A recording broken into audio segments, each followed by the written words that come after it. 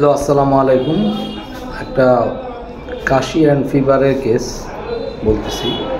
কাশিটা হলো কি, পেশেন্টের কাশির সাথে দম বন্ধ হয়ে আছে, প্লাস জ্বর 101-2। পেশেন্ট আমাকে যেটা বলে যে কাশিতে দম বন্ধ হয়ে আসে, তো আমি তখন বললাম যে দম বন্ধ হয়ে কই, কাশি তো দেখতেছি না।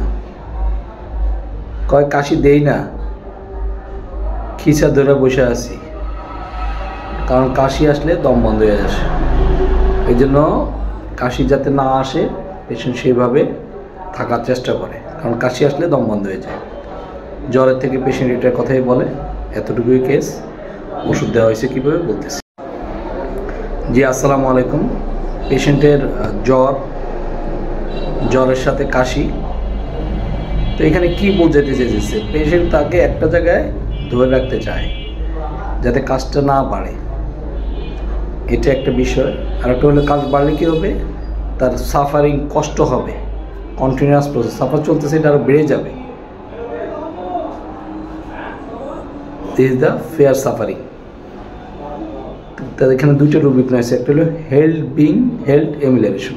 সে তাকে এমন একটা জায়গায় ধরে রাখতে চায় যাতে কাজটা না উঠে। আবার কাজ উঠার সাথে তার কি ভয়, কি ফেয়ার সাফারিংয়ের।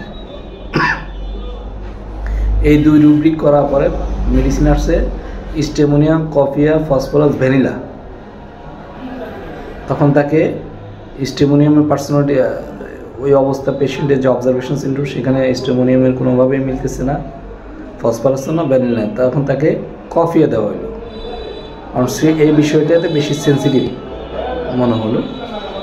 তো তাকে কফিয়া 3টা ডোজ দেওয়া হয় 20 মিনিট পর পর। এটা খাওয়ার পর তার শ্বাস নিতে যে পারতো না, কাশি উঠলে সেটা কিছুটা কমে যায়, শ্বাস নেওয়ার মতো অবস্থা যায় না, শ্বাস নিতে না পারার অবস্থা যায় না, কাশ আছে। একদিন পরে কাশিও চলে যায়। তারপর তার জ্বর ছিল 100। ওই রাত্রেই আমি পেশেন্টটাকে দেখি সকালের দিকে। রাতে তার প্রচণ্ড জ্বর উঠে 103, 3.5 উঠে। পরের দিন সকাল থেকে জ্বরও কমে যায় এবং আস্তে আস্তে কেসটা ঠিক হয়ে যায়।